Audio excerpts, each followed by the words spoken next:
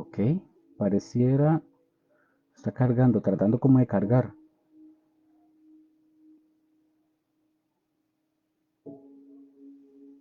Ok, estamos en vivo, si más no me equivoco.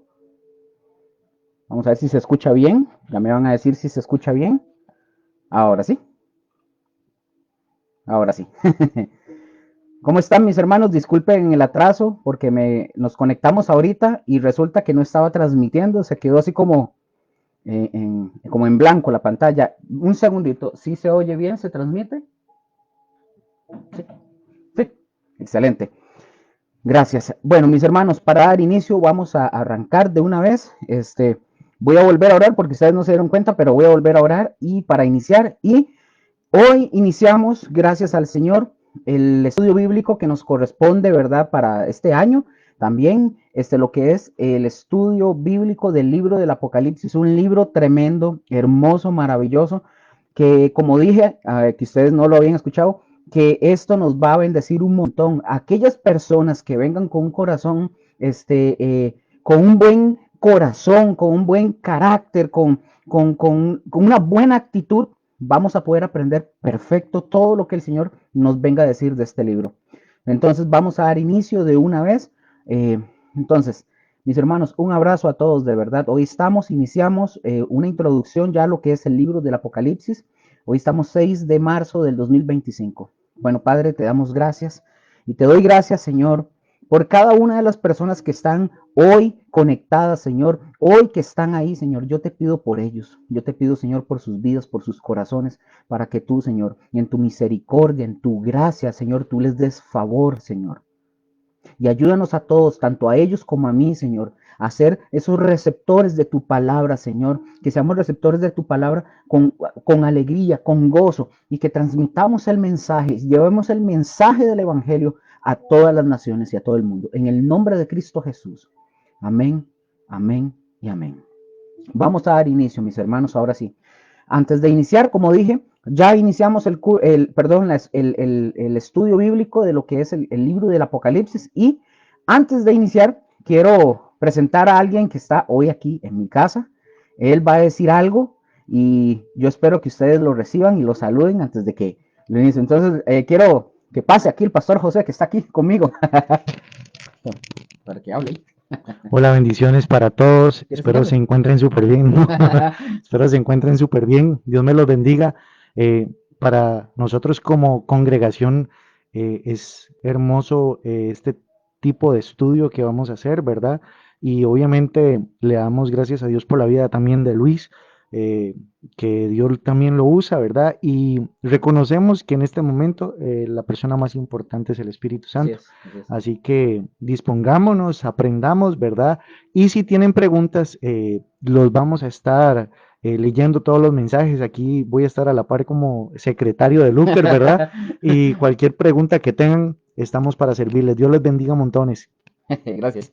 Ahora sí. Entonces, como les dije, el pastor Josué está por allá sentadito. Si ustedes quieren preguntar, quieren saludar, ahí está él les va a responder cualquier duda. Si yo me quedo de repente en silencio, se me da la pantalla, él me va a avisar y volvemos a iniciar. Yo lo vuelvo a retomar porque ya nos ha pasado en algún momento que nos quedamos sin la transmisión, pero la volvemos a iniciar. Bueno, entonces mis hermanos, ahora sí, antes de iniciar en su totalidad, yo quiero, mis hermanos, como casi siempre lo hago, darles unas pautas con respecto a lo que es Apocalipsis. Quiero que ustedes, por favor, de forma diligente, ¿verdad? Diligente como cristianos, no porque yo sea ni el pastor de ustedes, ni el líder, ni nada, simple y sencillamente, diligentes, que ustedes se tomen en consideración los siguientes puntos que yo les quiero enumerar uno por uno y les voy a dar unos ejemplos. Muy probablemente esta introducción es en dos partes, hoy y el siguiente jueves. Es una introducción, pero trataré de avanzar lo más que pueda para llegar a un punto. Si me paso unos minutos, yo les pido si ustedes me regalan por aquello unos minutitos de más para poder cumplir con lo que vamos a ver.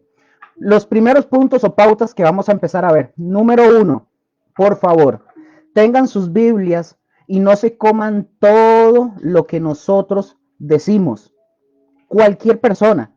No porque nosotros estemos aquí o no porque sea Josué o sea yo tengamos una Biblia en la mano, no significa de que en todo tenemos razón o que no fallemos. Entonces tengan sus Biblias a mano. Punto número 2. Ojo con esto. ¿Y por qué voy a mencionar esto? Porque vamos a estudiar el libro del Apocalipsis y aquí hay unos temas que son, ¿cómo le puedo decir? Son muy manoseados y que hay que entenderlos. Número 2, la Biblia es la palabra de Dios. No hay otra, es la palabra de Dios. Número 3, ahí voy a ir tocando unas cositas. En cada punto tal vez voy a mencionar algo. Número 3, Dios, mis hermanos, es el autor de las escrituras.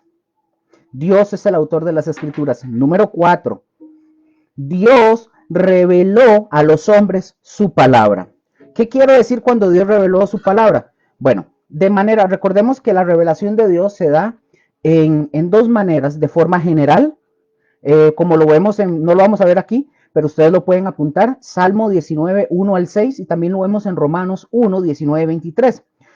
Y también el Señor se revela a nosotros, los seres humanos, se revela de una manera específica. ¿A qué me refiero cuando el Señor hablamos de manera específica? Es cuando Él se revela a través de las Escrituras.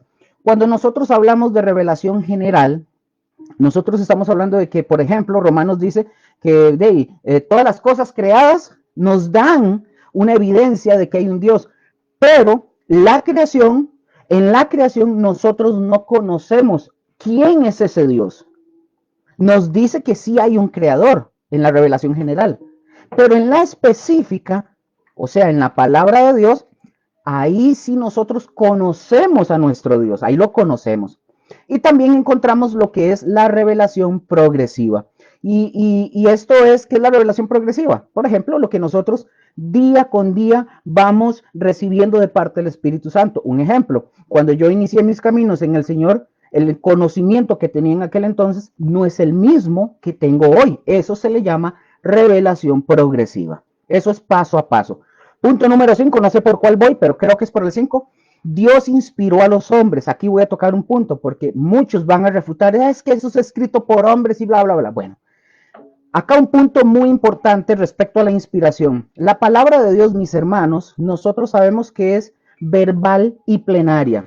Cuando yo digo que es verbal, significa que en los documentos originales el Espíritu Santo dirigió en la selección de las palabras usadas en la Biblia a los hombres. Sin embargo, ojo, la personalidad del autor, o sea, de la persona, del que escribió, fue respetado al extremo que sus características, ¿verdad? De persona, como escritor, son preservadas como su estilo y su vocabulario empleados. Sí, pero, ojo con esto, porque al ser inspiradas por Dios, sí es cierto que cada autor tiene sus rasgos característicos, ¿verdad? De su forma de expresión y todo. Pero el Espíritu Santo no permitió ningún error.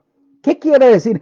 Quiere decir que las palabras que estos hombres utilizaron fueron la manera de expresarse de cada uno de ellos, pero es la palabra precisa que se necesita. Es decir, no contiene error. Rápido explico esto.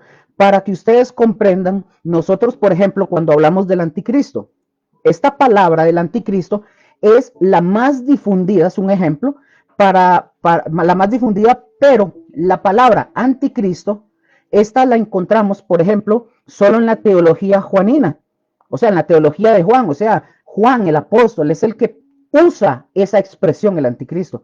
Porque si ustedes y yo vemos la teología paulina, la de Pablo, nosotros encontramos al mismo personaje, pero Pablo lo llama como el hombre de pecado o el inicuo. Entonces, ahí nosotros vemos que cada escritor, Dios respetó su forma de expresión, etcétera, etcétera, pero sin error en lo que ellos escribieron.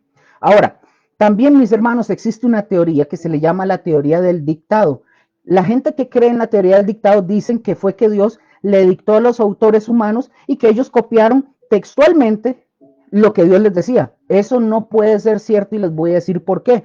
Porque si fuera un dictado, despersonalizaría a los escritores. Cuando usted dicta, a usted le dicen, punto, coma, porque tal cosa, punto, espacio. Entonces usted escribe tal cual te está diciendo la persona. Entonces, si esto fuera así, esta teoría, ellos no hubieran podido escribir, porque serían palabras directas de Dios y no, oigan, ningún hombre podría soportar entender directamente a Dios. Si Dios hubiera realizado un dictado, a cada escritor bíblico de cada escrito producido tendría un solo estilo. ¿Cuál estilo, mis hermanos? El estilo de Dios como autor.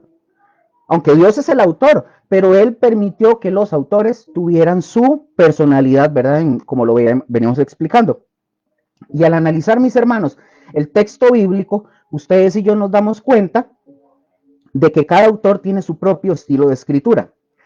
Y cuando yo dije que es verbal, ya dije que era verbal, y cuando yo dije que es plenaria, ¿qué significa que es plenaria? Significa que la palabra es autoritativa, tiene toda la autoridad y es autoritativa. Entonces, mis hermanos, estas son las pautas que le estoy diciendo. La escritura es palabra de Dios, por lo tanto, tiene poder y es activa.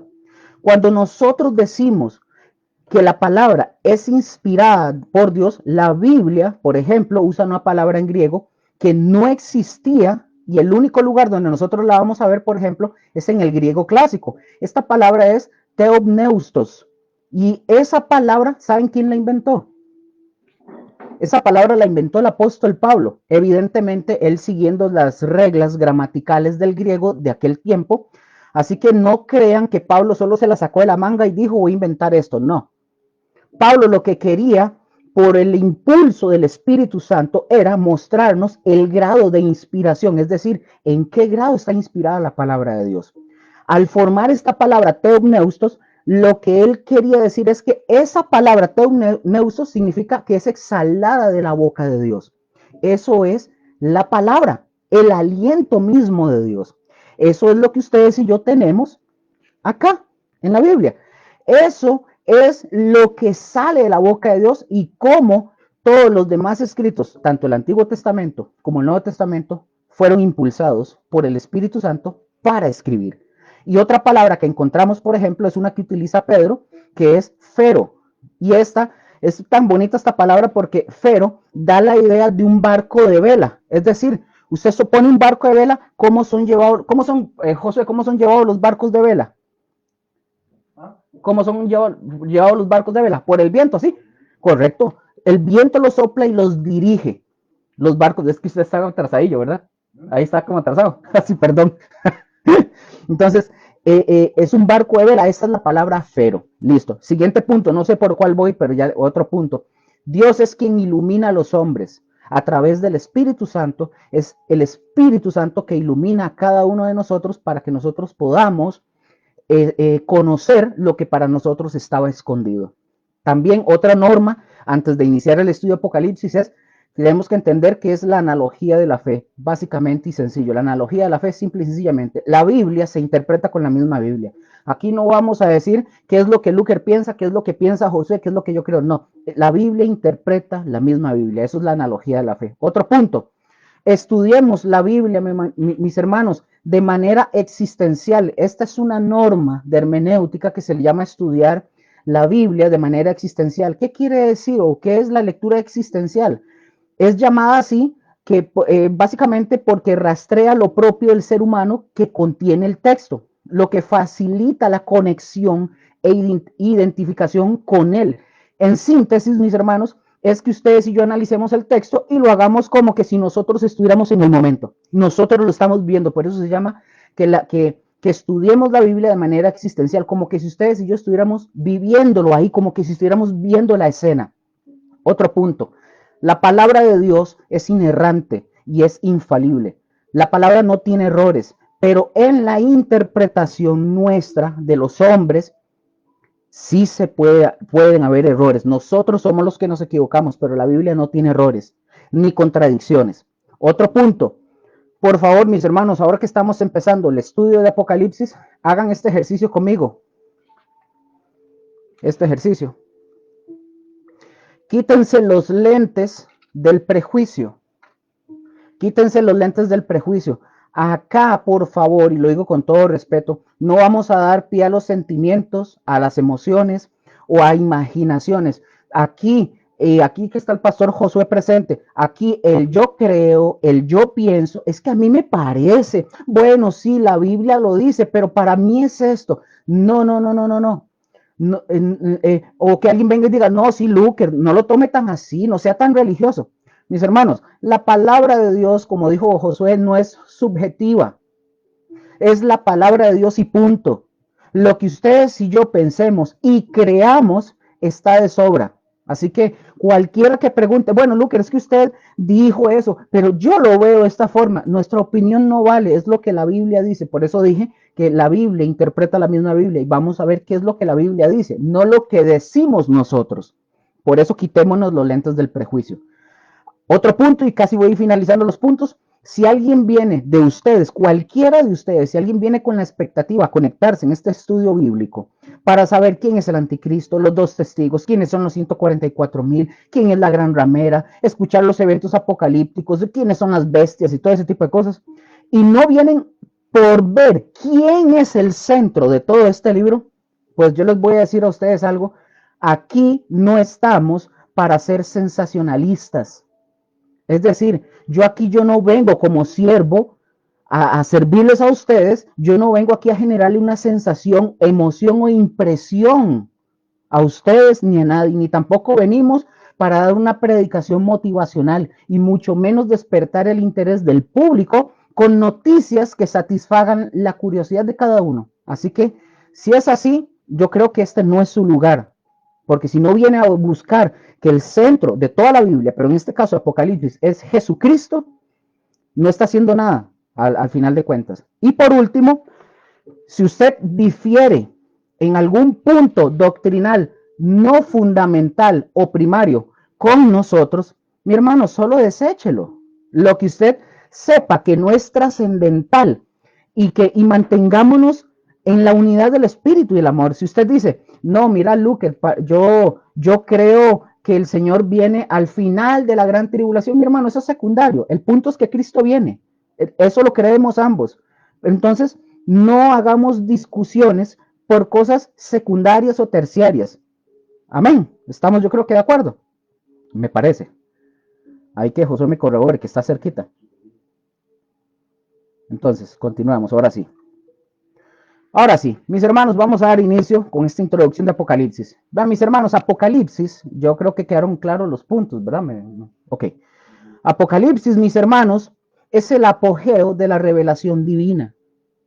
Apocalipsis es como un enorme caudal donde desembocan todos los ríos, es decir, todos los libros van directamente a este libro. Los libros del Antiguo Testamento, tanto como el Antiguo como el Nuevo, terminan precisamente en este libro de Apocalipsis. Ahora, Apocalipsis, mis hermanos, es el cierre, o sea, es el final. Génesis, por ejemplo, es el libro de los comienzos. Apocalipsis es el libro de los finales.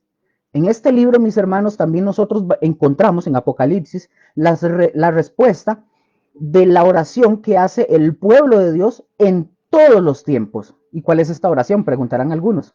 ¿Cuál es esta? Que venga tu reino. Esa es la oración de todos los santos en todos los tiempos. Que venga tu reino. Ahora, fíjense bien. Pongan atención porque aquí voy a mencionar algo interesante. Dios divide la raza humana en tres grupos, por si no lo sabían, y aquí se los voy a decir. Dios divide la raza humana en tres grupos. Los voy a describir acá y aquí también en este libro se ven, en el Apocalipsis. Luker, ¿cuáles son estos tres grupos? Número 1, judíos. Número 2, gentiles. Y número 3, la iglesia de Dios. Hay unas doctrinas, no, perdón, una teología o algunas teologías que creen que tanto el pueblo hebreo como la iglesia son una misma cosa. No, no son lo mismo. Hay algunos cristianos que creen que son judíos y también hacen cosas y etcétera, pero no. El Señor divide la raza humana en tres: judíos, gentiles y la iglesia de Dios. Vamos a 1 Corintios, por favor, capítulo 10, versículo 32. Aquí encontramos estas tres divisiones. 1 Corintios 10, versículo 32. Leo para ustedes. Dice la palabra: no seáis tropiezo. José, ¿me puedes hacer un favor? Puedes buscarme esa misma, pero en la versión Dios habla hoy, pero desde el versículo 23, porfa. Sí, del 23 al 33. Dice, no seáis tropiezo ni a judíos, ni a gentiles, ni a la iglesia de Dios. Entonces, ¿me dice si lo tiene? Sí. Ok. Ahí en estas versiones ustedes, bueno, ustedes si lo tienen en la Reina Valera, ustedes van a ver el contexto de lo que está hablando sobre no hacer tropezar, si a ustedes los invitan a comer, que compren de lo que hay en la carnicería, que tienen la libertad de comer todo lo que sea. Eso sí, que si alguien te invita, en el contexto te está diciendo, que si alguien te invita que no es creyente, y te invita y te pone en la mesa un montón de cosas, coma con tranquilidad. Hay gente que se cree judía y no quieren comer cerdo, no quieren esto y que no les reciben, no, eso yo no, porque en la Biblia dice esto. No, dice que coman con tranquilidad. Pero que si ese no creyente le dice a usted, eso está sacrificado, dice, no coma. ¿Pero por qué no comer? Dice, no coma, no porque usted sea o judío o cristiano, no. Es para que la conciencia de esta persona que no conoce a Cristo no se vea perturbada, él no caiga. Esa persona que te está ofreciendo la comida. Y después más adelante ahí menciona y dice, por eso dice, no seáis tropiezo, y vea la división que hace el Señor. Judíos, ni a gentiles, ni a la iglesia de Dios. Es decir, de estos tres grupos, vean que no son lo mismo. ¿Lo puedes leer, José? El versículo. Versículos 23 al 33. Ok, dice así. Por favor. Primera Corintios capítulo 10, del 23 al 33. En la Dios habla hoy, se dice, uno es libre de hacer lo que quiera. Es cierto, pero no todo conviene. Sí, uno es libre de hacer lo que quiera, pero no todo edifica la comunidad. No hay que buscar el bien de uno mismo, sino el bien de los demás. Coman ustedes de todo lo que se vende en la carnicería sin preguntar nada por motivos de conciencia, porque el mundo entero, con todo lo que hay en él, es del Señor. Versículo 27.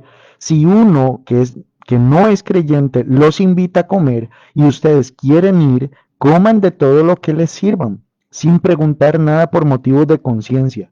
Ahora bien, si alguien les dice, esta carne fue ofrecida en sacrificio, entonces no la coman en atención al que lo dijo y por motivo de conciencia. Estoy hablando de la conciencia del otro, no de la de ustedes. Yo no debo de hacer que mi libertad sea mal juzgada por la conciencia de otra persona. Versículo 30.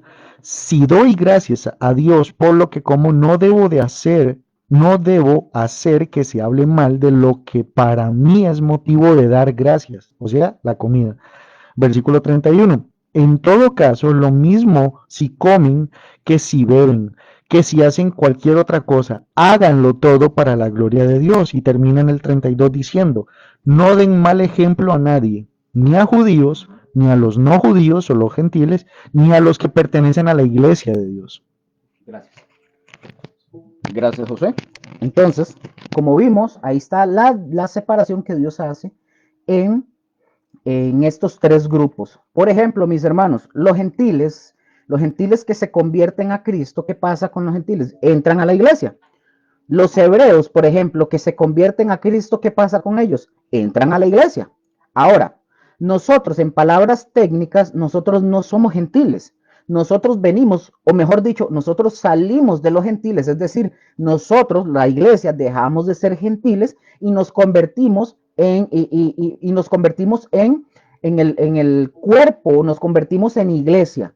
Somos el cuerpo de Cristo. Los judíos, por ejemplo, los judíos que se convierten a Cristo Jesús, dejan de ser judíos en ese sentido y se convierten en iglesia, si fuera el caso. Pero es como, mejor dicho, por eso en Efesios se nos habla de que Cristo derribó esa pared intermedia que era una división entre ellos y nosotros, para hacer de todos un solo cuerpo. Estas, mis hermanos, son las tres divisiones de raza humana en estos tres grupos. En la palabra, el Señor nos presenta un mensaje definido para cada uno de estos tres grupos, para los judíos, para los gentiles y para la iglesia del Señor. Pero aquí en Apocalipsis nosotros tenemos el mensaje final de Dios para los tres grupos. Es decir, Apocalipsis es el mensaje final para los tres, judíos, gentiles y para la iglesia del Señor. Ahora, fíjense bien, el libro de Apocalipsis, mis hermanos, es el último mensaje de Jesús a la iglesia. Es un mensaje a la iglesia referente a su venida. Este es el mensaje principal, si ustedes lo quieren tener, este es el mensaje principal de Apocalipsis a su iglesia. Dice Apocalipsis, por ejemplo, 22:20, y este es un mensaje directo para su iglesia. Leo para ustedes, ahí ustedes lo pueden anotar, y si se quedan botados, pueden volver a ver el video. Apocalipsis 22:20 dice, el que da testimonio de estas cosas dice, ciertamente vengo en breve. Amén. Sí, ven, Señor Jesús. Mis hermanos, el Señor viene en breve. Por eso dice que en los evangelios, por ejemplo, en los evangelios a nosotros se nos lleva a creer en Cristo Jesús y a conocerlo ahí en los evangelios. Pero en las epístolas se nos lleva a amarlo y a seguirlo. Pero en Apocalipsis se nos lleva a esperarlo. Así es, y así siempre va a ser. Voy a darles un breve bosquejo del orden de lo que nosotros necesitamos conocer también de este libro. Veamos lo siguiente. Aquí hay algo muy importante que ya se los voy a mencionar y se los voy a dar como tip, así como algo, una herramienta para que ustedes lo utilicen cuando ustedes estudien. ¿Quién es, pónganlo como pregunta, como un subtítulo, quién es el autor del libro de Apocalipsis? ¿Quién es el autor del libro del Apocalipsis? Como pregunta. Vean, mis hermanos, cuando ustedes y yo estudiamos teología, específicamente en la materia de hermenéutica, se dan unas pautas para poder interpretar correctamente, o lo más rectamente posible, ¿verdad? En otras palabras, para tener un panorama más claro de los libros que nosotros estudiamos en la Biblia. Entonces, en este caso, esta materia, la hermenéutica, recordemos algo, la hermenéutica es la que a nosotros nos va a determinar las reglas que deben de regir la exégesis que ustedes y yo hagamos de las escrituras. La sana doctrina, mis hermanos, y la buena predicación del evangelio dependen de una buena interpretación de la escritura. Por eso es muy peligroso enseñar las escrituras sin una buena interpretación. Y dentro de lo que vamos a enseñar, mis hermanos, nosotros debemos de tener en cuenta que a los que enseñamos, nosotros, digamos, como Josué, en mi caso, que también me toca, y si usted lo hace, ojo, los que enseñamos debemos de tener en cuenta tener los siguientes requisitos. Si usted enseña, si usted está enseñando y usted no cuenta con estos requisitos, mejor ponga las barbas en remojo. Número 1, varios requisitos para aquellos que predican, que son pastores, oradores o que enseñamos y que estamos expuestos en ese sentido a dar la palabra. 1, lo que tienen que hacer cada una de esas personas. ¿Cuáles son esos requisitos? Capacidad espiritual.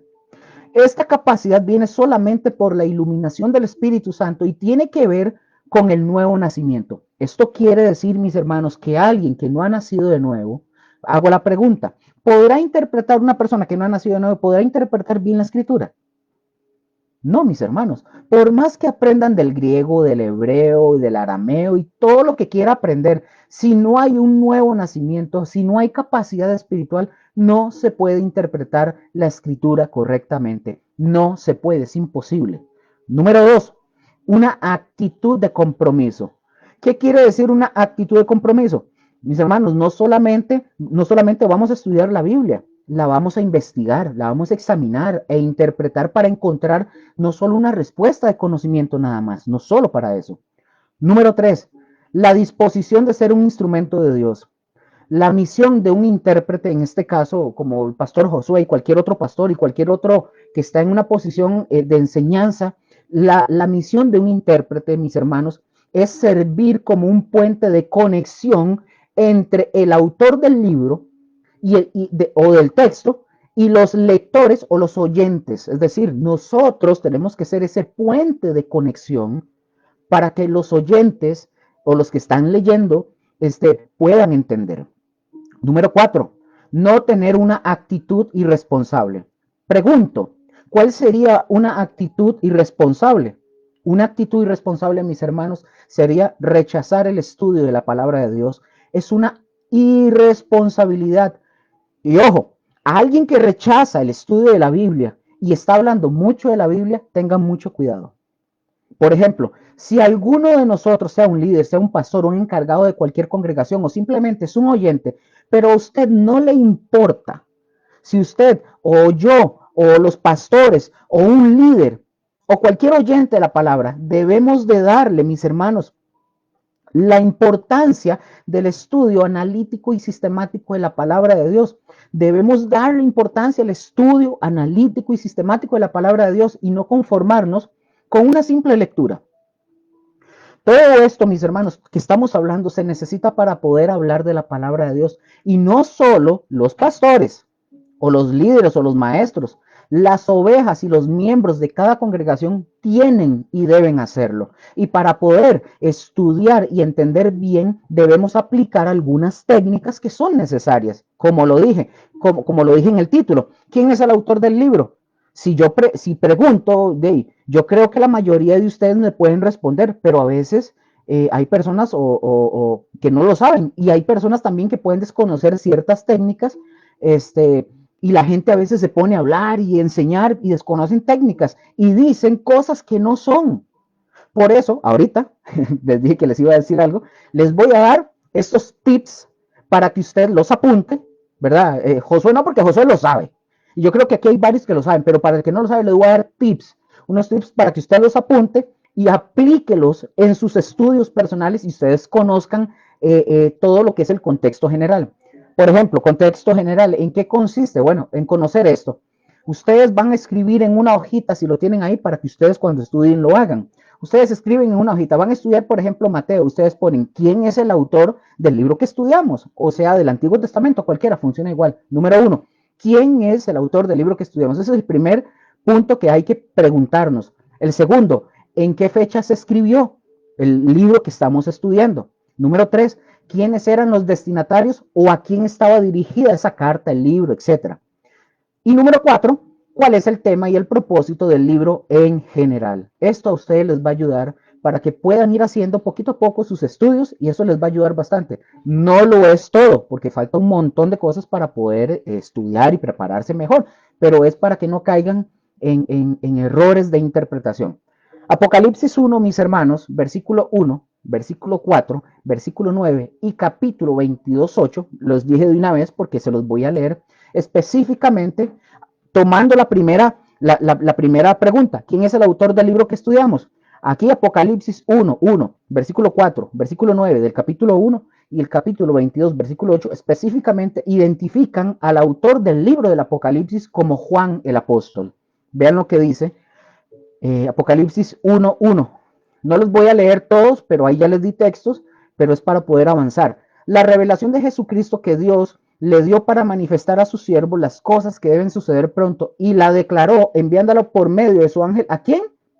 A su siervo Juan. Ya ahí vemos uno. Versículo 4. Juan a las 7 iglesias que están en Asia. Ese es el versículo 4. Ahí Juan, él está diciendo ese mensaje que están viendo. Versículo 9. Yo, Juan, otra vez, vuestro hermano y copartícipe vuestro en la tribulación. Ahí ustedes pueden seguir leyendo el resto. Versículo del capítulo 22 de Apocalipsis, versículo 8, dice, yo Juan soy el que oyó y vio estas cosas. Entonces ahí ustedes lo pueden ver. Ahora, ya más o menos, ya les di unos tips. Ahora hablemos un poquito de Juan. Hay que conocer esto. Repito, esto es una introducción. Juan. ¿Quién era Juan? Hablemos un poquito de Juan. Bueno, el apóstol Juan, mis hermanos, era conocido como el discípulo amado. Este hombre fue uno de los 12 discípulos de Jesús. Se cree también que era el más joven de ellos, habiendo nacido Juan aproximadamente en el año 6 después de Cristo. También se dice que Juan era hermano de Jacobo, lo vemos incluso en la Biblia, otro discípulo de nuestro Señor Jesús. Ambos hermanos trabajaban como pescadores junto con Zebedeo, que era su papá. Juan, mis hermanos, como nosotros acabamos de mencionar, era hijo de Zebedeo y de Salomé. Él era el hermano menor de Jacobo. Antes de que Juan fuera discípulo de Jesús, él trabajó otra vez con su padre y su hermano como pescador. Y recordemos que fue mientras estaban en la barca con Jacobo y con su papá, ellos estaban remendando las redes, fue que Jesús los llamó, ¿verdad? Para que ellos fueran sus discípulos. Ahora, quiero tocar un punto importante que también tiene que ver con esto. Quise añadirlo para darles algo interesante que se les puede, para que se añada al cofre de su conocimiento. Quiero tocar un punto importante respecto al llamamiento de Jesús que Jesús hacía a sus discípulos. ¿Se acuerda que Jesús decía, ven y sígueme y todo eso? Esto que voy a mencionar ya se había mencionado en un estudio bíblico que el pastor Josué había dado hace ya bastante tiempo, pero me gustaría mencionar algunos puntos para poder comprender lo importante que es el llamado de Jesús a seguirlo y a servirle. Por ejemplo, hoy en día todas las personas buscan un modelo a seguir. Díganme si es cierto o es mentira. Todos quieren un modelo a seguir. Y para que veamos que no es mentira, nosotros podemos observar la cantidad de adolescentes que siguen y que se quieren parecer a los ídolos, ¿verdad?, del momento. Por ejemplo, si un X cantante saca un corte de pelo que parece tipo Condorito, ¿verdad? Más o menos un corte que a mí no me gusta, es horrible, que solo aquí, tipo Condorito, ¿verdad? En cuestión de horas, todo el montón de seguidores de este actor, de este artista o lo que sea, hacen lo mismo. Mis hermanos, lo mismo, o mejor dicho, lo cierto es que todos somos seguidores de otros. Ustedes me pueden decir, no, Luker, sí, todos somos seguidores de otros. Copiamos su forma de vestir, sus peinados, su estilo de vida e incluso su manera de caminar, incluso hasta de hablar.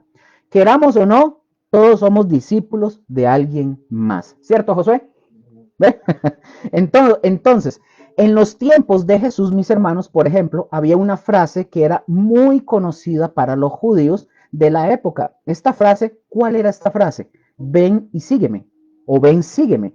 Y por favor, mis hermanos, por favor, acuérdense que les dije, hagámoslo como de forma existencial. Pensemos por un momento en la reacción de un judío en los tiempos de Jesús cuando alguien más le decía esas palabras. Para explicarles mejor el significado de la frase, ven, sígueme, quiero enseñarles el sistema educativo en los tiempos de Jesús para ponernos todos en el contexto y así entender un poquito más del tema en cuestión.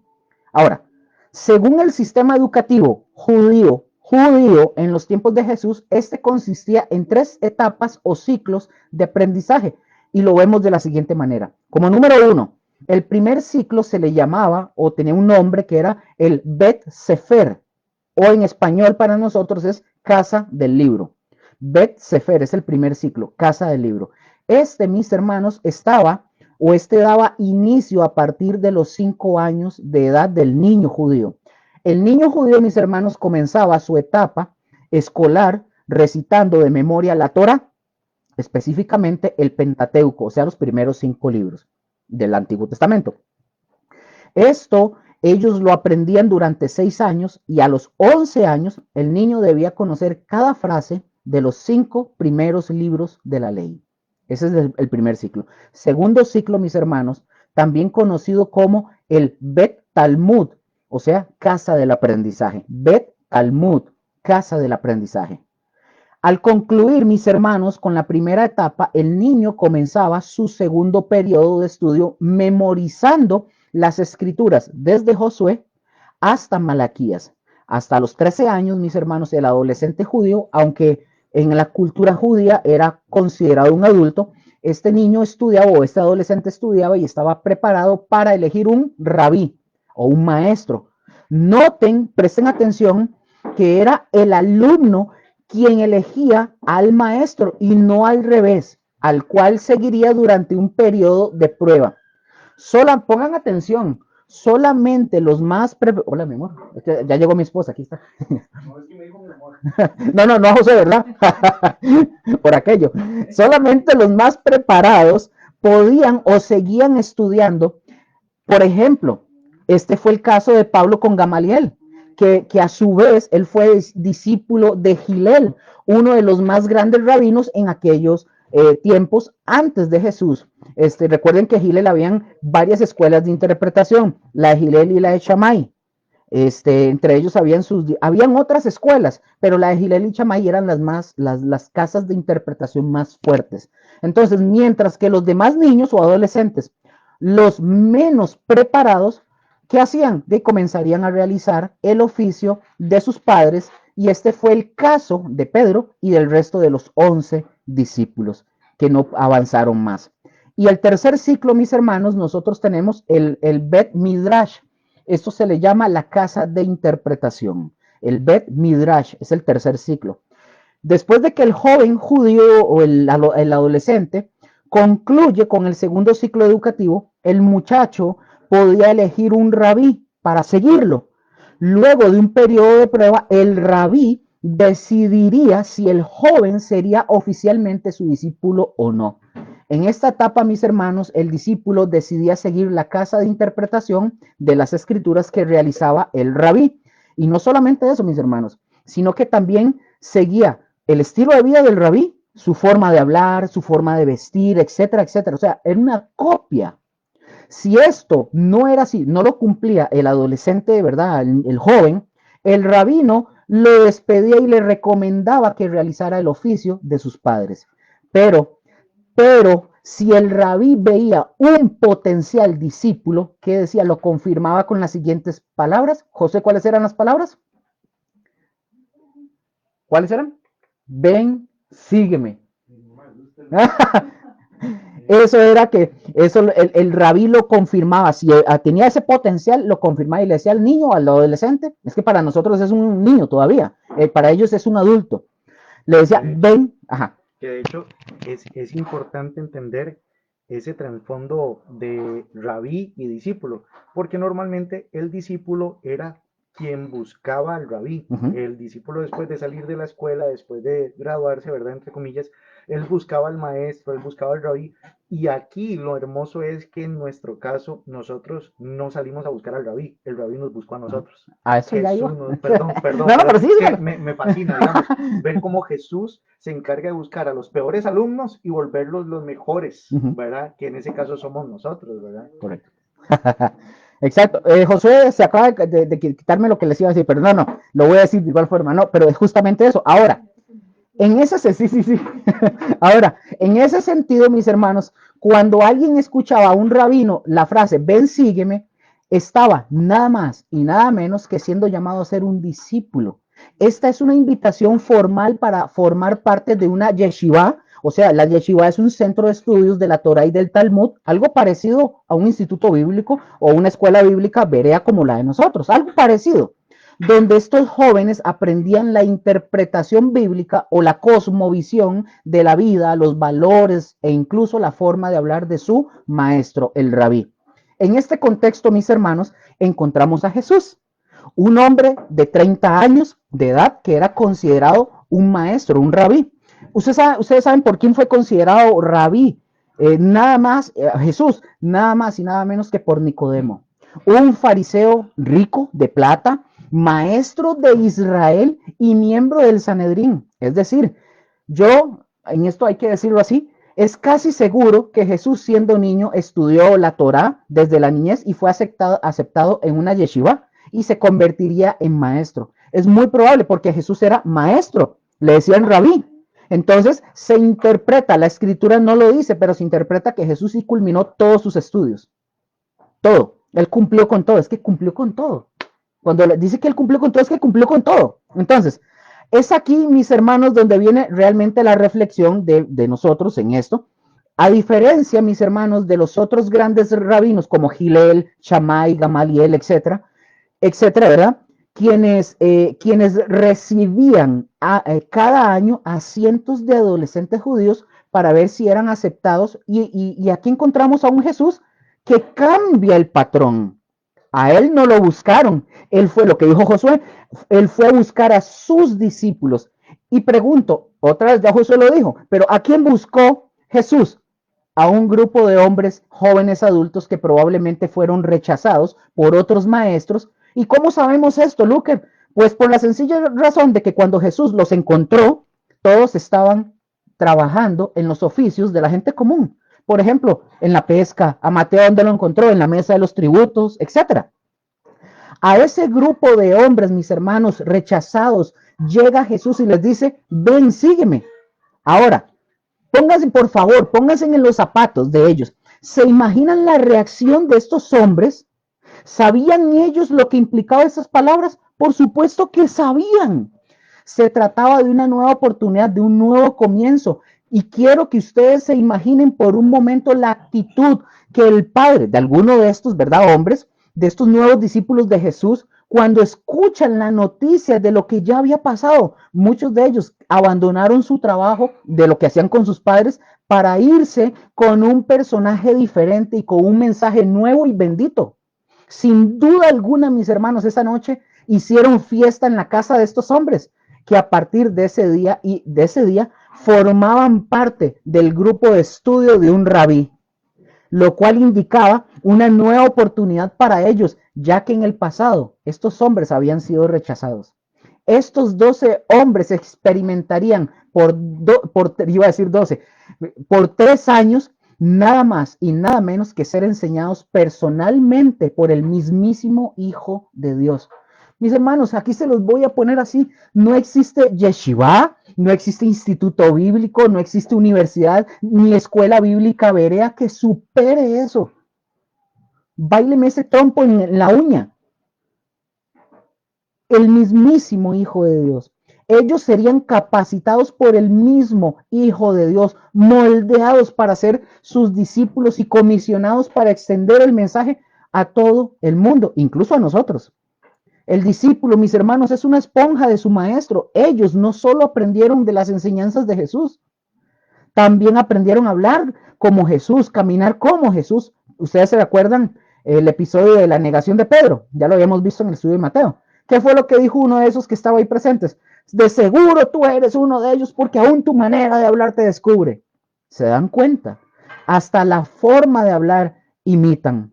Ahora, quiero que meditemos en esto. Todos los que estamos aquí, por favor, meditemos en esto. Y hago una pregunta. ¿Quiere usted ser un discípulo de Jesús? Todavía estamos en Apocalipsis. Esto nada más es un aperitivo. ¿Usted quiere ser un discípulo de Jesús? Mis hermanos, recordemos que a ustedes y a mí también Jesús nos está llamando. No importa, mis hermanos, si fuimos rechazados por la sociedad, por las familias, por mi familia, por la suya, por la de quien sea, por los amigos, por el grupo Q, ¿verdad? O si su pasado o el mío o las acciones pasadas hubieran sido de lo peor y lo más vergonzoso. Jesús hoy te está llamando a que usted sea discípulo. Y si usted está en su congregación, involúcrese. Y para los que somos de Comunidad Cristiana Gosén y los que se congregan con nosotros, involúcrense. Hoy Jesús te llama a ser su discípulo. Y para finalizar este punto, mis hermanos, yo quiero mostrarles 3 bendiciones o 3 ventajas que tenemos al aceptar ser un discípulo de Jesús. Número 1, ser un discípulo de Jesús te ofrece la experiencia maravillosa de la maravillosa gracia de Dios. Lo repito, ser un discípulo de Jesús te ofrece la experiencia de la maravillosa gracia de Dios. Entonces, mis hermanos, debemos recordar que Jesús fue quien nos escogió a nosotros, no nosotros a Él. Como lo dice Juan 15:16, no me elegisteis vosotros a mí, sino yo os elegí a vosotros y os he puesto para que vayáis y llevéis fruto y vuestro fruto permanezca. Ahí continúan, pero ahí lo pueden leer en su casita. Nos escogió desde antes de la fundación del mundo, Efesios 1:4. Según nos escogió en él antes de la fundación del mundo, para que fuésemos santos y sin mancha delante de él. Nos escogió, mis hermanos, a pesar de nuestra condición de pecadores, a eso se le llama gracia. Efesios 2, versículos del 1 al 5. Y él os dio vida a vosotros cuando estabais muertos en vuestros delitos y pecados, en los cuales anduvimos en otro tiempo siguiendo la corriente de este mundo, conforme al príncipe de la potestad del aire. Ahí lo pueden continuar leyendo. El segundo punto de esa ventaja o esa bendición, ser un discípulo de Jesús te ofrece un llamado y un propósito en esta vida. Es decir, Dios nos salvó, no solamente nos salvó, sino que nos llamó para una vida santa y para una misión especial. Segunda de Timoteo 1:9, quien nos salvó y llamó con llamamiento santo, no conforme a nuestras obras, sino según el propósito suyo y la gracia que nos fue dada en Cristo Jesús. Cada uno, mis hermanos, tiene un llamado específico en el plan de Dios. Dice Primera de Pedro 4:10, cada uno según el don que ha recibido, ministrelo a los otros. Ojo, ojo, ojo, cada uno según el don que ha recibido, ministrelo. Y esta palabra ministrelo significa servicio. No significa ministros de esos que se ponen un saco y corbata y que cree que todo el mundo les tiene que dar pleitesía. No, somos siervos. Es decir, sirvamos a los otros con los dones que tenemos, como buenos administradores de la multiforme gracia de Dios. Y cuando Jesús, mis hermanos, te llama o nos llama, automáticamente Jesús te está integrando a su misión. Mateo 4:19. Y les dijo, venid en pos de mí y os haré pescadores de hombres. Y el punto número 3, ser un discípulo de Jesús te lleva a un encuentro íntimo con Él. Es un privilegio, mis hermanos, que solo los discípulos del Señor pueden tener. Solo los discípulos del Señor tienen ese privilegio. Ahora, en uno de los tantos milagros, se acordarán ustedes que hizo Jesús específicamente en la multiplicación de los panes y de los peces, Jesús hace que más de 5,000 personas comieran, ustedes se acuerdan esa cena. Pero pregunto, ¿quiénes fueron los que recogieron los pedazos? Todos aquí en coro. Rose, ¿quiénes fueron los que recogieron los pedazos después de la alimentación de los 5,000? Los discípulos, muchas gracias. Muchas multitudes nosotros vemos que iban detrás de Jesús por los milagros, pero solamente 12 hombres pasaban las tardes y las noches con Jesús. Muchos iban a Jesús por lo que él hacía, pero solo 12 hombres estaban por él, por lo que él era. Y muchos pueden tener algún contacto con el maestro, pero solo sus discípulos permanecen con el maestro. Mis hermanos, de verdad, hoy es hora de ser un discípulo de Jesús, seguirlo, vivir como él, predicar su mensaje y demostrarle al mundo el amor de Cristo. Así es sencillo. Involucrémonos. ¿Se acuerdan que les dije cuáles eran unas características que tienen que tener las personas que enseñamos? Uno de esos es no tener una actitud irresponsable. Hay gente que es irresponsable, que van a la iglesia, se les permite tener un liderazgo o incluso predicar, pero no les interesa nada. Es decir, no quieren cambiar su forma de ser, su forma de hablar y siguen viviendo la vida, una doble vida. Entonces no podemos ser irresponsables y rechazar. Vea, voy a decir algo aquí. Aquí está José, me puede regañar en vivo y a todo color. Pero en algún momento de la escuela que tenemos, se ofreció a mucha gente para que de forma gratuita, que todavía se hace, prepararse. Y eso es no ser irresponsable, en rechazar el prepararnos. Mucha gente lo rechazó, ¿cierto, José? ¿O me equivoco? Lo dejaron botado, no les interesaba. Y gratis. Era solo esforzarse en sacar tiempo. Por eso no sea irresponsable. Involúcrese. No por Josué, no por Gosén, por la iglesia de Cristo. En donde usted esté, trabaje, involúcrese por Cristo. Amén. Amén. ¿Ustedes también? Ok. Ahora, de regreso con el tema de Apocalipsis, ¿verdad? Vemos ahora sí, que al igual que los demás discípulos, el apóstol Juan acompañó a Jesús durante sus 3 años de ministerio. Sin embargo, mis hermanos Juan y su hermano Jacobo y Pedro fueron los discípulos más unidos a Jesús, es decir, los que más compartieron con Jesús algunos de los momentos más significativos. Por ejemplo, Mateo 4, versículo 21 y 22 dice lo siguiente: y pasando de allí Jesús vio a otros 2 hermanos, Jacobo, hijo de Zebedeo, y a Juan, su hermano, en la barca con su padre Zebedeo, remendando redes, y los llamó, y ellos dejando al instante la barca y a su padre lo siguieron. Todos los libros de la Biblia, mis hermanos, son importantes, todos, pero Apocalipsis fue el último en ser escrito. Por lo tanto, tiene un valor especial por ser la culminación de la revelación de Dios. También despierta este libro una gracia especial porque en este libro se predicen los hechos que van a acontecer en este mundo. Por eso, en nuestros días, cuando la humanidad, por ejemplo, parece presentir que algo importante está a punto de ocurrir, a mucha gente se le ha despertado como un estado de expectación que ha llevado a muchos a acercarse a este libro. Ahora bien, entre ellos nosotros podemos encontrar una legión de falsos profetas que lanzan cada cantidad de suertes y de augurios que ni se cumplen ni se cumplirán. Con otros con horóscopos cristianos, con adivinaciones y predicciones de palabras proféticas y falsas. Otros utilizan el texto bíblico para poder trazar un calendario de los acontecimientos que van a ocurrir en este mundo, haciendo coincidir con su propio pensamiento escatológico. Y no faltan los que son así, esos excéntricos religiosos que ven solo en Apocalipsis la confirmación de todas sus locuras y trastornos. Como consecuencia, mis hermanos, de todos estos problemas han nacido distintas interpretaciones del libro de Apocalipsis, tan diferentes, mis hermanos, que en muchos casos pareciera como que si los autores estuvieran hablándonos de libros diferentes. El problema con esto es que también desanima a muchas personas sencillas que solo quieren conocer la palabra de Dios sin meterse en guerras entre comentaristas bíblicos. Todo esto, mis hermanos, nos debe de convencer a ustedes y a mí que entender correctamente el libro de Apocalipsis, número uno, no va a ser una tarea fácil ni sencilla.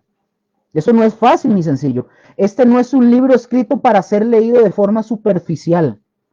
Esto va a requerir de nosotros grandísimos esfuerzos antes de que este libro poderoso nos dé su bendición y que nos descubra sus grandes riquezas. Y para esto, mis hermanos, va a ser necesario hacer un estudio serio del texto, respetando en todo momento su mensaje con el fin de captar lo que de verdad dice y no para oír simplemente una exageración de nuestras propias ideas. El mismo autor, Juan, inspirado por el Espíritu Santo, parecía estar consciente de que muchos se desanimarían ante tantísimos problemas. Por esta razón, mis hermanos, al comienzo del libro nosotros encontramos una bendición que no vemos en ningún otro libro. Vamos a verla. Apocalipsis 1:3. Dice Apocalipsis 1:3. Bienaventurado el que lee y los que oyen las palabras de esta profecía y guardan las cosas en ella escritas, porque el tiempo está cerca.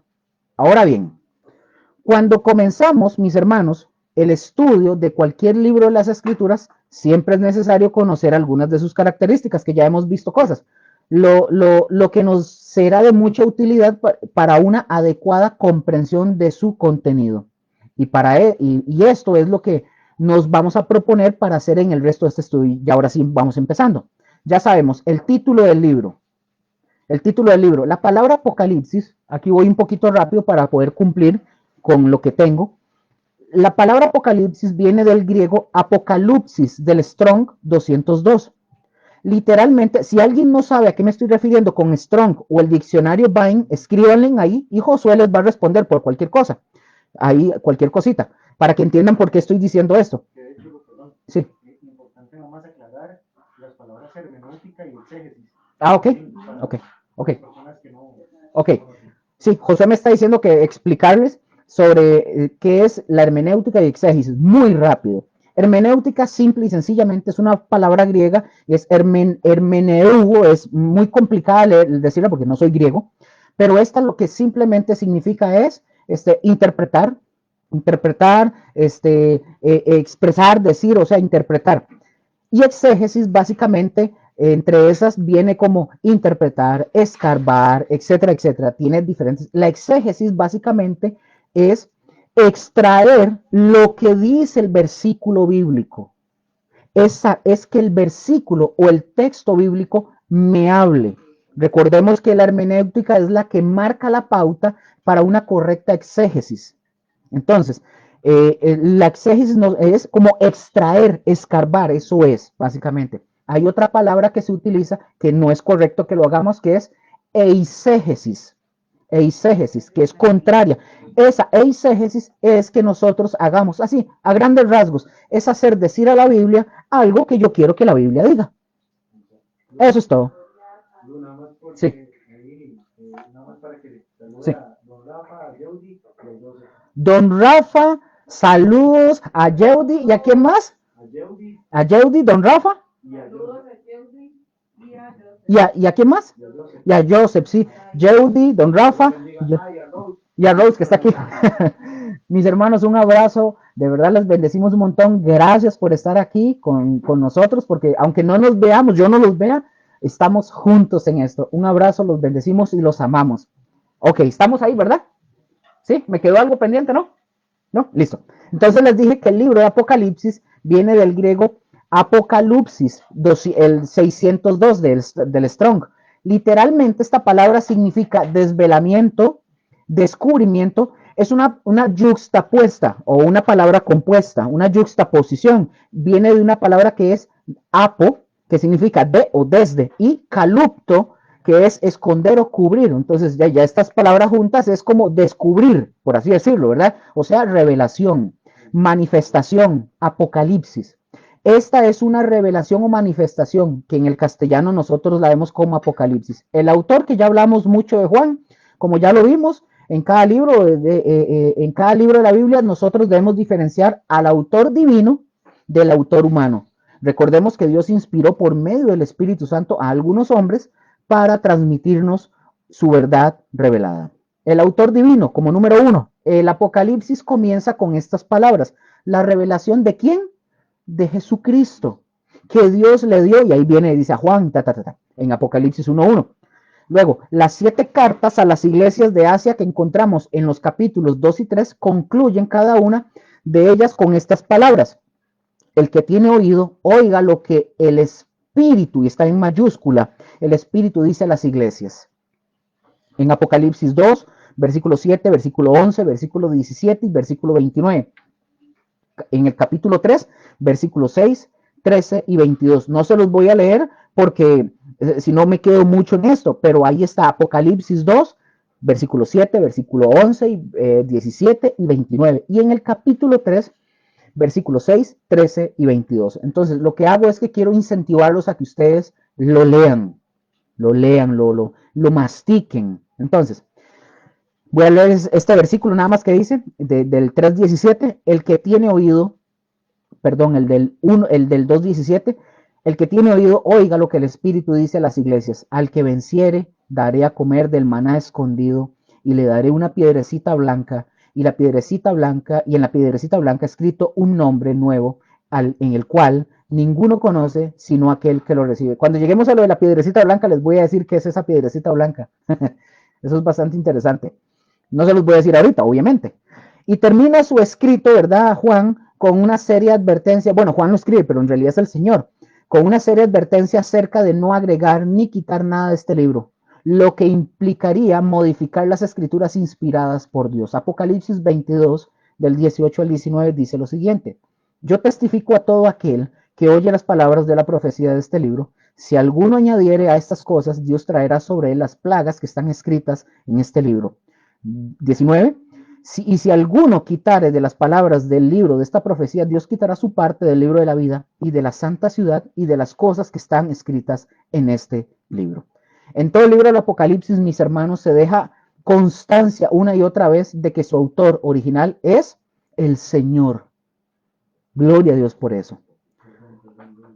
El autor divino, ya hablamos del autor divino, ahora el autor humano, que es Juan. Bueno, ya sabemos, tanto el comienzo como al final del texto aparece el nombre de Juan como la persona que recibió la revelación y la escribió. En Apocalipsis 1, y lo encontramos hasta el puro final en Apocalipsis 22:8. Ahí está, no lo voy a leer porque sería redundar, pero la evidencia, en este caso, hablando de Juan, la evidencia para confirmar con claridad que este no era otro Juan, porque hay gente que dice que no era Juan, que este era otro, dicen que para confirmar con claridad que este no era otro que el mismísimo Juan el apóstol, autor del 4.º evangelio y de las 3 epístolas, primera de Juan, segunda y tercera.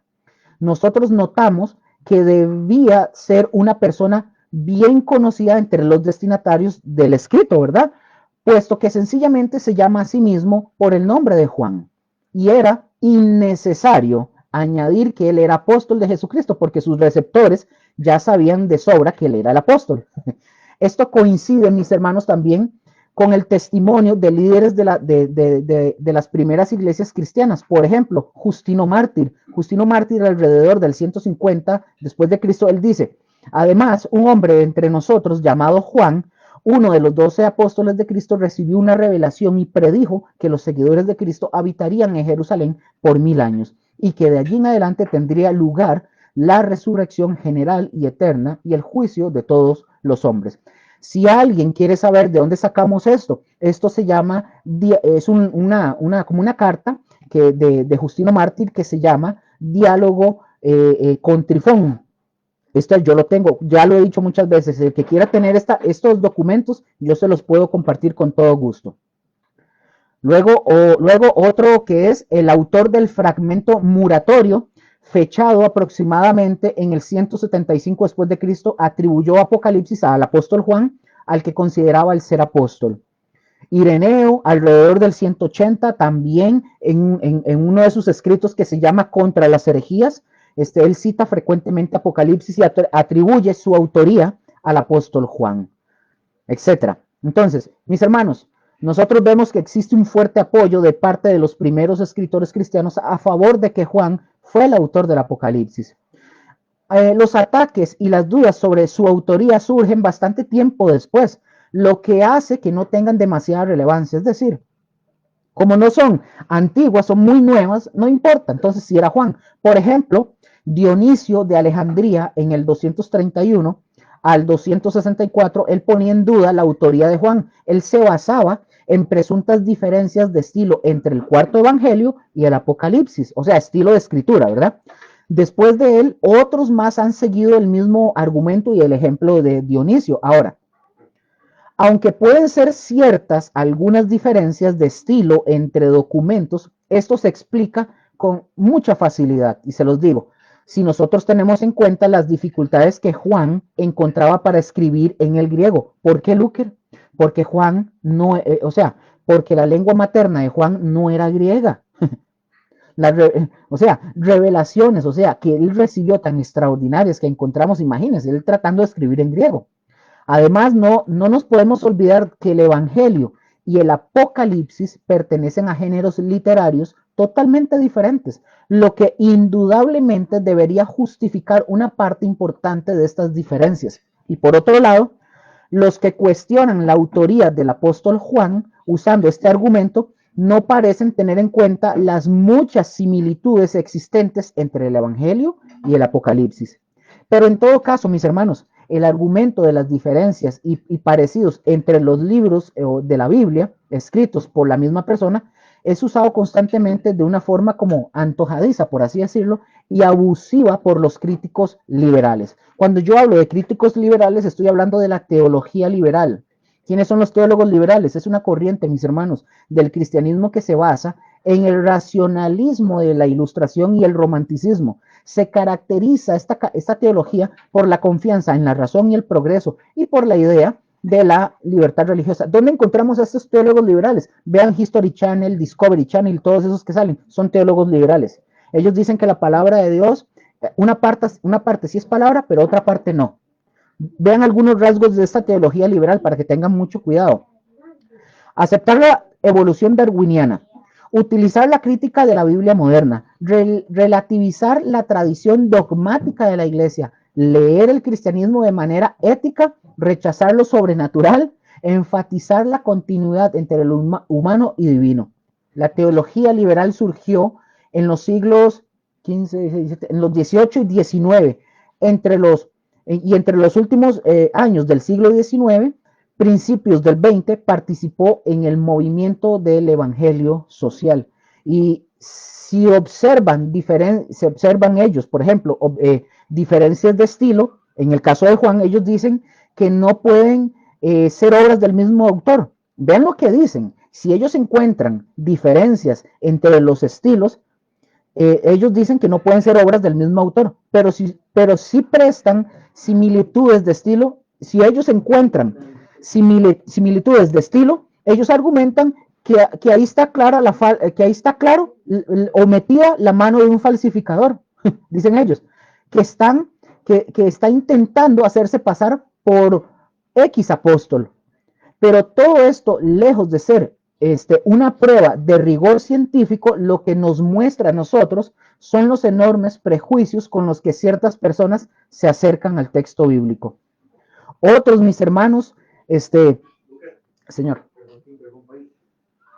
Explica el tema de la teología, que no, obviamente no es un tema de satanizar, Sí. sino que propiamente la teología sí es importante para todo cristiano. Ok. ¿Qué es lo que hacemos con esto? Ok. Aquí José me está diciendo nada más que dé la indicación de que lo que es la teología. La teología, sí, a grandes rasgos, es simple y sencillamente, es el estudio, o sea, en el conjunto de la palabra, de teos, logos, es el estudio de Dios. Eso es todo, eso es todo. La teología, muchos, y esto se da más que todo en líderes, en pastores, que se dan porque no le permiten a sus ovejas, a sus miembros, en la preparación. Cuando yo hablo de teología liberal, eso es un movimiento. Es un movimiento. Nosotros, por ejemplo, estudiamos teología, estudiamos a la persona de Dios, estudiamos los atributos de Dios, estudiamos todo lo que tenga que ver con Dios, ¿verdad? Todo lo que tenga que ver con Dios. Pero la teología en sí, mis hermanos, no es mala, es necesaria. De hecho, hay una crítica que yo hago, incluso con Josué, que lo comentamos, que hacemos fuertemente, es la iglesia debe de estar preparada en toda esta rama de la teología. Pero algunos dicen, no se meta en teología porque se vuelve loco, no se meta en eso porque, o se vuelve homosexual, dicen algunos. Y es simple y sencillamente prejuicios porque lo han escuchado de algunos líderes, porque esos líderes no quieren que sus ovejas se preparen, porque en el momento que la oveja se prepare, no, hombre, Dios guarde, esta oveja sabe más que yo, o sea, me va a quitar el negocio. O me quita el negocio, o la oveja se pellizca tanto que dice, este man no predica la palabra de Dios. Cuando nosotros estudiamos teología, y que es bueno, y les animo, les invito, nosotros como comunidad cristiana Gosén, por lo menos tenemos para poder apoyarles y formarles en ese sentido. Les invitamos. Pero si usted tiene la posibilidad de hacerlo, hágalo. Prepárese. Prepárese. Y aquel pastor, aquel líder que quiera decirle a sus ovejas, no lo hagas, no le doy carta, no lo apoyo. ¿Por qué será? Pónganse a pensar. Aquí está Josué, es mi pastor. Y yo también estudio, yo estudio por aparte, pero aquí está él. ¿En qué momento Josué me ha dicho a mí, no estudie, Luker? ¿En algún momento, Josué? En ningún momento me lo ha dicho. Más bien, nos incentivamos entre todos, con mi esposa, con Mónica, con Josué, conmigo, con todos. Les incentivamos. Pero eso ya es decisión de cada quien, ¿verdad? Entonces, la teología es el estudio de Dios a grandes rasgos, y la teología no es mala. Hay que saber qué vamos a estudiar, evidentemente. Hay diferentes tipos de teología. Entonces, pero ahí pueden preguntarnos y con mucho gusto les podemos colaborar.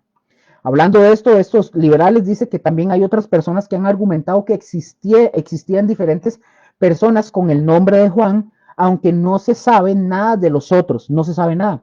Mientras que Juan el apóstol de Jesucristo era muy conocido en los círculos cristianos de aquella época. El estilo literario del libro del Apocalipsis, mis hermanos. Estilo literario, aunque en Apocalipsis les voy a pedir unos minutitos que para terminar donde tengo que llegar, ¿verdad? Por aquello, me tengan paciencia, porfa. Aunque en Apocalipsis, mis hermanos, nosotros encontramos varias cartas, varias cartas. Sin embargo, la mayor parte de su contenido está escrito en un estilo apocalíptico. Podemos encontrar otros libros de la Biblia que incluyen secciones con este mismo estilo. Por ejemplo, Daniel, Ezequiel y Zacarías. Eso es un ejemplo. También entre los judíos fue un género que abundó muchísimo durante el periodo intertestamentario. Es difícil, mis hermanos, determinar con exactitud en qué consiste el estilo apocalíptico usado en la Biblia, pero hay algunos rasgos que lo caracterizan y les voy a dar 4 puntos que lo caracterizan. Número 1, un estilo apocalíptico pretende ser una revelación divina que por regla general llega mediante un intermediario celestial. Número 2, esta revelación es comunicada frecuentemente por medio de visiones. En muchas ocasiones, un intérprete angélico revela el significado de las cosas extraordinarias que está viviendo. Número 3. Esta revelación promete una intervención divina en el futuro de la historia humana para poner fin a los tiempos de angustia y destruir toda la maldad de la presente era. Su tema tiene que ver con la inauguración del reino de Dios, que siempre se relaciona con la venida del Mesías de Dios. Podemos decir que contiene un fuerte elemento profético. Punto 4. En todos ellos existe la noción de que hay dos mundos, el universo visible y el mundo perfecto que existe en el cielo. Estas grandes fuerzas cósmicas luchan tras la historia humana, estas grandes fuerzas cósmicas que luchan tras la historia humana se describen por medio, por ejemplo, de símbolos tales como colores, números, animales, figuras de animales con formas humanas, ciudades, etcétera, etcétera. Son frecuentes también la presencia, de ángeles y demonios. Algunos también, mis hermanos, han sugerido que uno de los propósitos del género apocalíptico era evitar la persecución. Sin embargo, el apóstol Juan repite en varias ocasiones que él es su autor. Evidentemente no se estaba escondiendo. Juan no se estaba escondiendo. Seguramente mejor dicho, el uso de símbolos tenga el propósito de expresar lo que de otra manera sería muy complicado de hacer con un lenguaje concreto. Entonces, es importante, mis hermanos, señalar que este género fue usado también por otros autores fuera de la Biblia y en esos casos nosotros valoramos notables diferencias. Voy a darles 3 puntitos. En el caso del libro del Apocalipsis, nosotros encontramos las claves para su correcta interpretación en el Antiguo Testamento, que es citado, que el Antiguo Testamento es citado, cosa que no ocurre con otras obras apocalípticas. Número 2, los autores seculares usan el nombre de personajes importantes de la historia judía para dar relevancia a sus obras y ganar audiencia. Por ejemplo, el libro de Esdras, el libro de Enoc, los testamentos de los 12 patriarcas, el Apocalipsis de Baruch, los salmos de Salomón, la asunción de Moisés, el martirio de Isaías, la apocalíptica de Isaías, la apocalíptica de Abraham, el testamento de Abraham. Esto es algo que no ocurre con los autores inspirados por el Espíritu Santo, que siempre se identifican diciendo la verdad en primera instancia. Y es probable que Juan deja constancia en repetidas ocasiones de que él es el autor a fin de hacer esto, de distanciarse de ese otro tipo de obras apocalípticas. O sea, que no, yo no tengo nada que ver con eso. Las mías son de verdad. En los escritos no inspirados resulta prácticamente imposible determinar cuándo, dónde y para quiénes escribían. ¿Se acuerdan que les dije que era un punto importante? En esto cuesta mucho identificar eso. Por el contrario, en Apocalipsis se nos informa claramente sobre quiénes eran sus destinatarios, dónde y en qué circunstancias fue escrito. Así que, don't worry, el Apocalipsis es tal cual. Apocalipsis, mis hermanos, fue escrito en griego y los expertos nos dicen que tiene un estilo vivo, poderoso y gráfico. Sin embargo, también los mismos eruditos observan también que desde el punto de vista gramatical resulta deficiente y comete faltas que ningún otro griego cometería. ¿Cómo respondemos a esto? Con esto queda claro, mis hermanos, que el griego no es la lengua materna del autor, o sea, Juan, sino que con frecuencia da la sensación de que, aunque Juan escribía en griego, sin embargo, él estaba pensando en hebreo. ¿Me doy a entender? ¿Sí? ¿Rose? ¿Sí? Ok. Fecha de redacción del libro de Apocalipsis.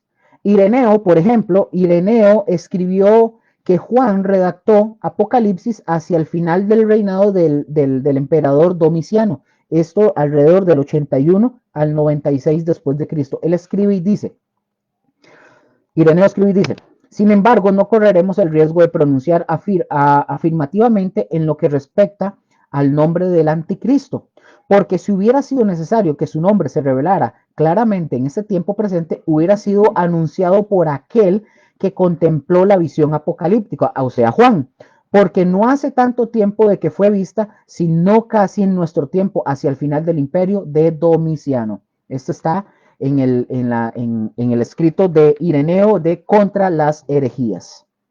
Ahora, el contenido del libro, mis hermanos, describe tiempos de persecución que corresponderían bien con lo que ocurrió durante el mandato de este emperador. Otro argumento que confirmaría esta fecha como probable es el declive de las iglesias en Asia, a las que se le dirige en los capítulos 2 y 3. Atrás quedaba ya el fervor de las iglesias fundadas por el apóstol Pablo antes del año 66 después de Cristo. Además, se habían ya desarrollado también algunas herejías que no se mencionan antes en las cartas de Pablo, antes en las cartas que Pablo les había escrito. Ahí vamos, ¿verdad? Lugar de la escritura. ¿Dónde fue que se dio? Juan dice, el mismo apóstol Juan dice que se encontraba en la isla de Patmos cuando él recibió las revelaciones del libro del Apocalipsis. Ahí lo dice, Apocalipsis 1:9 dice, yo Juan, vuestro hermano y copartícipe vuestro en la tribulación, en el reino y en la paciencia de Jesucristo, estaba ¿en dónde? En la isla llamada Patmos, por causa de la palabra de Dios y el testimonio de Jesucristo. Probablemente, mis hermanos, fue también allí donde él las puso por escrito. La isla de Patmos está ubicada, mis hermanos, en el mar Egeo, a unos 100 kilómetros al sudeste de la ciudad de Éfeso. El gobierno romano, por ejemplo, la utilizaba como un lugar de exilio para los criminales y delincuentes. ¿Sí? Y delincuentes. Juan dice que él se encontraba allí por causa de la palabra de Dios y del testimonio de Jesús. ¿Quiénes fueron los destinatarios? Y ya casi, yo creo que vamos a decir unos minutitos les voy a quitar. Los destinatarios. Bueno, el mismo libro lo dice, ya les di los tips más arriba, ¿verdad? El libro de Apocalipsis, también conocido como Revelación, fue originalmente escrito para las 7 iglesias de Asia Menor durante el final del primer siglo después de Cristo. Este texto bíblico se centra en proporcionar esperanza y fortaleza a los cristianos que enfrentaban las persecuciones intensas por su fe. El contexto histórico, por ejemplo, en el que fue escrito Apocalipsis, es esencial para mantener su propósito y su mensaje. Ahora, durante este periodo de la redacción de este libro, los cristianos enfrentaban severas pruebas bajo el gobierno del Imperio Romano, particularmente, ¿verdad? En este caso, bajo el emperador Domiciano, conocido por su hostilidad hacia los seguidores del cristianismo. Este libro, mis hermanos, también presenta como una serie de visiones simbólicas que prometen la victoria final de Dios y el establecimiento de su reino. El libro también de Apocalipsis fue escrito no solo, quiero que entiendan esto, el libro del Apocalipsis no fue solamente escrito para las 7 iglesias de Asia Menor del primer siglo, sino como un mensaje eterno de esperanza y victoria para todos los creyentes enfrentando pruebas a lo largo de los siglos. Ahora, los primeros 3 capítulos tienen forma de carta y están dirigidas a las 7 iglesias de la provincia romana de Asia. ¿Cuáles son estas? Son Éfeso, Esmirna, Pérgamo, Tiatira, Sardis, Filadelfia y Laodicea.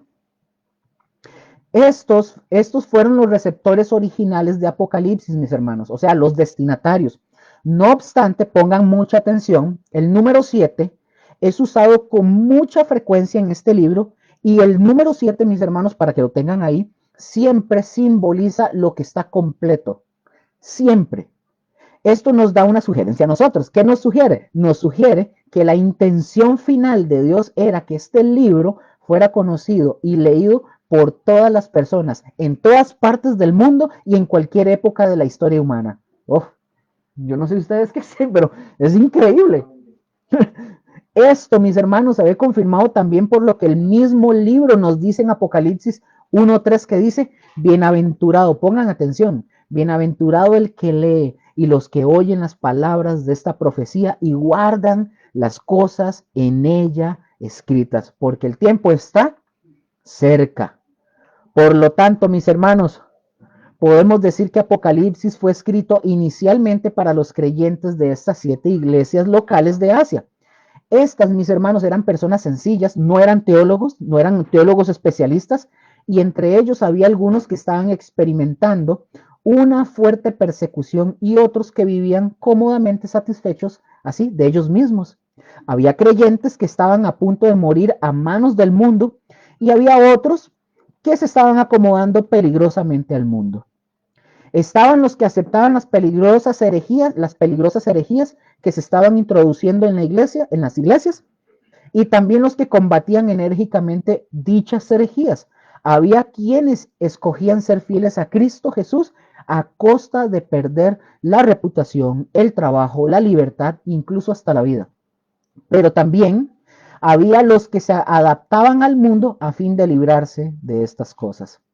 En todo caso, mis hermanos, en todo caso, a lo largo de todo Apocalipsis se percibe un fuerte conflicto de lealtades y una gran presión política, ideológica y también espiritual. Pregunto, ¿no vemos eso ahorita también? ¿No está pasando algo similar? ¿Verdad que está parecido? Así que aunque inicialmente fue escrito para aquellas iglesias de Asia, su mensaje sigue siendo relevante y debe ser escuchado por toda la iglesia en cualquier época y en cualquier lugar, hasta que el Señor venga. Amén. Propósito. Y ya casi vamos finalizando. Ya les digo cuánto me queda. Sí, ya vamos a finalizar. Solo ténganme un poquito de paciencia. Unos minutitos. Propósito. Revelarnos, número 1, ¿cuál es el propósito? Y les voy a dar 8 propósitos. Y terminamos. Cuando les termino de dar el 8º propósito, terminamos y seguimos la otra semana. Propósito. El primero, ¿cuál es el propósito de este libro de Apocalipsis? Número 1, revelarnos a Cristo en su gloria celestial. O sea, el propósito principal del libro viene ya expresado en el primer versículo, que dice, ¿la revelación de quién? De Juan. No, la revelación de Lúcer, la revelación de Josué, la revelación de los grandes apóstoles y profetas del siglo XXI. No, la revelación de Jesucristo. Su intención, mis hermanos, es revelarnos, vean, es que pongan atención, el propósito del libro, la intención del libro es revelarnos a Jesucristo de una manera especial y comienza con una revelación de Cristo en su gloria actual, no cuando vino a la tierra, caminando en medio de las iglesias, y lo vemos también sentado en el trono de Dios y regresando triunfante a este mundo para juzgar a sus enemigos. Amén. Número 2, enseñarnos a adorar a Dios. Esta es mis hermanos, una de las grandes necesidades del pueblo de Dios en nuestros días. De hecho, muchos creyentes ni siquiera saben lo que es adoración. Con mucha frecuencia se utiliza el término alabanzas para referirse a las canciones, pero cuando nosotros observamos las letras de esas canciones, muchas de ellas no tienen nada que ver con la alabanza o la adoración verdadera. El libro de Apocalipsis nos va a ayudar a conocer mejor a Dios. ¿Nos va a ayudar a qué? ¿A conocer mejor a quién? A conocer mejor a Dios. Y esto nos permitirá adorar a Dios de una manera o de una forma mucho más correcta. Veremos también, por ejemplo, las razones por las que le adoran los 4 seres vivientes, los 24 ancianos, millones de ángeles y los redimidos del Cordero se encuentran delante del trono de Dios. Todo eso lo vamos a ver. No les voy a dar textos porque eso lo vamos a ver. Número 3, animar a los creyentes frente a la persecución. Otro de los propósitos del Apocalipsis tiene que ver con animar a los creyentes a resistir con firmeza frente a la presión de una persecución que iba en aumento. Juan les dice que aunque tuvieran que sufrir hasta la muerte por su fidelidad, sus enemigos serían finalmente destruidos y ellos serían restablecidos en la segunda venida de Jesucristo. Entonces resucitarán y se sentarán con el Señor a reinar eternamente. Además, dice la palabra que Él enjugará sus lágrimas y participarán como la esposa en las bodas del Cordero. Propósito número 4, llenar el corazón de los creyentes de gozo y de un nuevo cántico. Por ejemplo, el libro del Apocalipsis no solamente pretende animar a los creyentes frente a la persecución, también quiere transmitirnos un adelanto del gozo celestial. Es cierto, mis hermanos, que a lo largo de todo el libro nosotros encontramos la descripción espantosa de los juicios de Dios que van a venir, ojo, y que van a venir a este mundo, pero al mismo tiempo no hay ningún otro libro de la Biblia en el que aparezcan tantos seres diferentes cantando alabanzas a Dios. De hecho, cuando escuchamos cantar estos innumerables coros celestiales, o sea, nuestros corazones deben de ser animados para unirnos a ellos, ¿o no? Dichosamente, y digo dichosamente porque han quedado recogidas algunas de las letras de estas canciones. Y aquí es donde probablemente nuestra sorpresa sea todavía aún mayor, porque el tema de esos cánticos, pongan atención, el tema de esos cánticos tiene que ver mucho con los juicios de Dios. Si le prestamos atención, tiene que ver con los juicios de Dios. Número 5. Mostrarnos el programa de Dios para el establecimiento de su reino. Cualquier lector, mis hermanos, aplicado de la Biblia, ya pudo haber observado que en ningún momento se trata de un libro en el que se... voy a ir lento, eso lo repito, porque esto sí es interesante porque lo he escuchado de otras personas, que en cierta forma les puedo decir que no están en lo correcto. Ojo, cualquier lector aplicado de la Biblia ya pudo haberse dado cuenta y haber observado que en ningún momento se trata de este libro del Apocalipsis que no se nos revela de una forma cronológicamente los acontecimientos que van a acontecer en el futuro de este mundo. Hay gente que toma el libro del Apocalipsis y lo toma de forma cronológica. Y el libro del Apocalipsis, que trata como ninguno sobre los eventos del porvenir, él sigue una misma línea, o sea, en el sentido de que no está en orden cronológico. ¿Me doy a entender? Ok. Entonces, no está en orden cronológico. Hay gente que todo dice, mira, viene esta copa y luego viene tal cosa. No. Hay que entender que no es de forma cronológica. Exhortar, número 6, exhortar a la iglesia para que esté vigilante ante la segunda venida de Cristo. El libro, mis hermanos, comienza presentando a Cristo como el juez de la iglesia. Lo vemos en medio de 7 candeleros de oro que simbolizan a las iglesias. Notamos que de su boca también sale una espada aguda de 2 filos con la que tiene la intención de separar lo bueno de lo malo.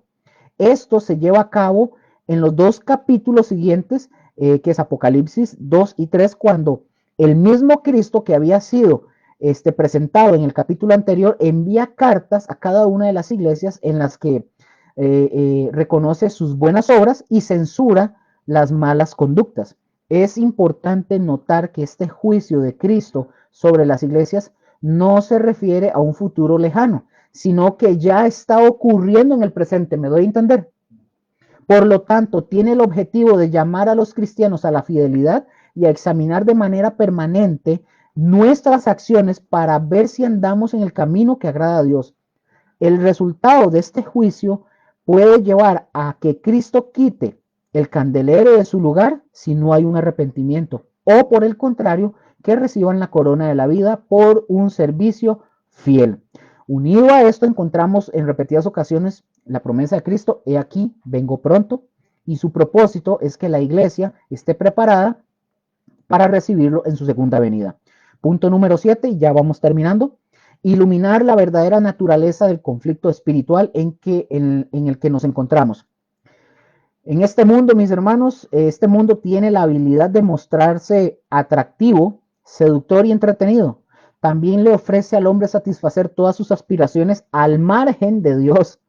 Pero el libro del Apocalipsis nos muestra el verdadero rostro del mundo y saca a la luz que detrás de él o de este mundo está el mismísimo Satanás. Es él quien controla todo este sistema contra Dios. Y finalizo con el último punto. Número 8, anunciar los juicios de Dios y un llamamiento al arrepentimiento. El libro de Apocalipsis, mis hermanos, respira violencia por todos sus poros. Primero son las plagas desencadenadas por la apertura de los 7 sellos, luego siguen las que se producen por el toque de las 7 trompetas y finaliza con las terribles plagas de las 7 copas de la ira de Dios. Incluso algunos han llegado a decir que Apocalipsis pareciera estar muy lejos de la sensibilidad del Sermón del Monte, en el que Jesús exhortaba a sus discípulos a huir de la venganza. En cambio, un tema predominante en Apocalipsis es la venganza de Dios sobre sus enemigos. Así de sencillo. Mis hermanos, finalizamos la primera parte de la introducción del libro del Apocalipsis y la siguiente semana, Dios primero, continuamos con lo que nos queda porque es tremendo lo que vamos a seguir aprendiendo. No sé si José quiere venir aquí orar, decir algo adicional antes de terminar, porque ya les robé bastante tiempecito, les pido disculpas, pero tenía que terminar. Los dejo con el pastor Josué. ¿Quieres entrar? No, no, no, no. Bueno, Dios les bendiga montones. Y hago, bueno, mella, ¿verdad? Todo lo que hemos aprendido, todo lo que hemos escuchado, todo lo que hemos visto, ¿verdad? Estudiémoslo en la casa, con paciencia, con tiempo, puede volver el video, puede adelantarlo como usted guste, pero siempre recordando, como lo decía Luker ahora, ¿verdad? La palabra de Dios es inerrante, no se equivoca, ¿verdad? Es perfecta, pero el que la predica y el que la enseña, en este caso nosotros, ¿verdad? Todos nosotros sí lo tenemos presente y que somos imperfectos. Por eso, más allá de decir amén, ¿verdad? Es importante estudiarle y yo creo que podemos orar, ¿verdad? En este tiempo para que, así como usted tiene tiempo, ¿verdad? Para leer la palabra, también tenga tiempo para orar, ¿verdad? Y oramos como familia, como iglesia. En el nombre del Padre y del Espíritu Santo, Señor, gracias por este tiempo, Dios, que nos has permitido tener, Señor, y por el tiempo que has permitido, Señor, que tu siervo, Señor, nos haya enseñado. Dios, en este momento venimos delante de ti para orar, Señor, conforme a lo que tú has dicho en Juan 15, que es tu palabra misma la que nos limpia, Señor. Y hoy venimos para que nos limpies, Señor, a través de este estudio, que nos enseñes, que nos muestres, que nos ilumines, Espíritu Santo, a través de tu palabra y quite, Señor, toda venda en nuestros ojos, Señor. Ayúdanos a caminar conforme a tu palabra, Señor. Y en este tiempo, cada jueves que se enseñe de Apocalipsis y de cualquier otro libro de tu palabra, Señor, sea un tiempo provechoso para amarte, para adorarte, para servirte, Señor, porque sabemos que tú, Señor, eres digno de toda alabanza. A ti sea la gloria y la honra, Señor, por los siglos de los siglos. Amén, amén, amén. Buenas noches, Dios les bendiga. Chaito a todos, nos vemos el próximo jueves, Dios primero. Y algo les iba a decir y se me olvidó. Ahí me acuerdo después. El domingo a congregarse, ¿verdad? No, no falten a sus congregaciones y los amamos un montón a todos. El Señor me los bendiga a todos.